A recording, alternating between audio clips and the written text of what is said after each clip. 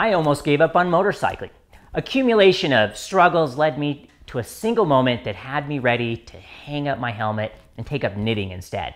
What happened? What did I learn from this experience? Stick around. It's story time on this episode of Moto Philosophy.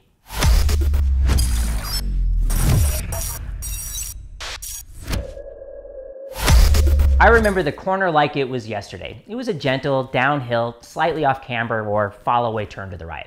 I set up on the yellow line, slowed way down, and tipped in. But the corner was steeper downhill than I thought and more off camber than I thought. So I did what I was taught. I added counter steer and stayed on the gas. The bike started running wider and wider. I added more and more lean, but it didn't help. And soon I was coming face to face with a silver Honda Accord. I had no option. Stand it up and mash on the brakes and run off the other side of the road and hope there was enough of a shoulder. There was, but barely. The Honda driver rightfully flipped me the bird and drove away. And then I got to feel the love of my wife as she properly scolded me. But it didn't really matter. This was the accumulation of things I'd been experiencing for a while. Motorcycling just wasn't that much fun anymore. Context is everything, so let's go back a little ways. From as long as I can remember, I was obsessed with motorcycles. When Top Gun came out, I was just as excited about that Ninja as I was the fighter jets.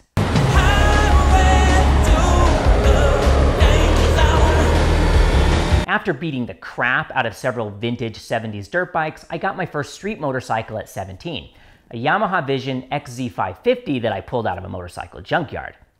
From that day on, I simply could not ride enough, and I devoured any information. This was long before the internet was even a thing, so finding information was hard. So I would order books out of the backs of my dog-eared motorcycle magazines. So for our younger viewers, magazines were these hard copies of printed articles on topics that you cared about that, for a small fee, they would mail to your house monthly. Well, when the opportunity came up to become an instructor for the Motorcycle Safety Foundation, I jumped at the chance. I was a disciple. I knew the material forwards and backwards. Talk the walk and walk the talk, as they say. Speed was never really a priority for me, but I was and I still am obsessed with proficiency. How precise could I be? How perfectly could I ride that corner? How well could I navigate some random canyon 1,000 miles from home that I'd never seen and may never see again? Track riding was the next natural step, and then they built a world-class racetrack 40 miles from my front door. With it came AMA and World Superbike races, as well as all the track time I could ever devour. And I devoured laps by the thousands. That first year, I put about 5,000 track miles on my Army Green SV650. But as a rider, I was struggling. The more pedantic I became on the whole slow look, press and roll concept, setting my entrance speed early and then gently accelerating through the entire corner, the worse my riding became. I was having more and more close calls, more and more moments of terror as I'd end up in a corner faster than I wanted to be, and I felt trapped into staying on the gas, adding more counter steer, and praying for the best. At the same time, even with all that track time, I was falling behind all my riding buddies. I couldn't even dream of keeping up with them on street rides any longer.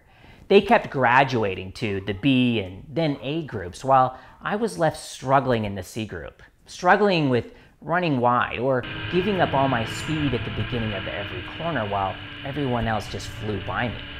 It was just becoming a lot less fun, you know?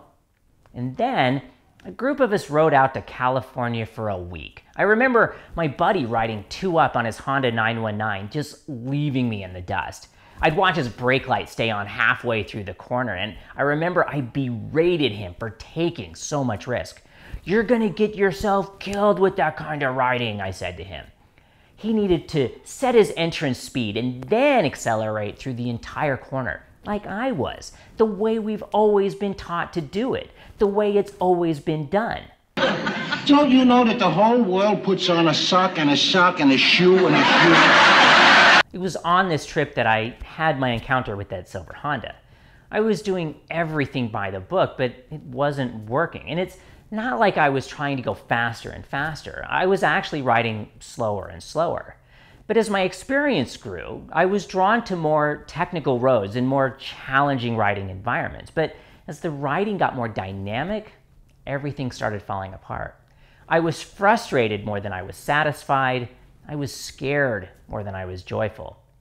That afternoon, after that last close call, I had basically resigned myself to the idea that maybe I just wasn't cut out to ride, and I would be wise to give it up before I could no longer provide for my loved ones. Fortunately, a fellow MSF instructor we all called Shorty was closely associated with the Freddie Spencer School and later the Yamaha Champions Riding School. The story of my near demise in that California corner was told over dinner. That was when Shorty introduced me to the concept of trail braking.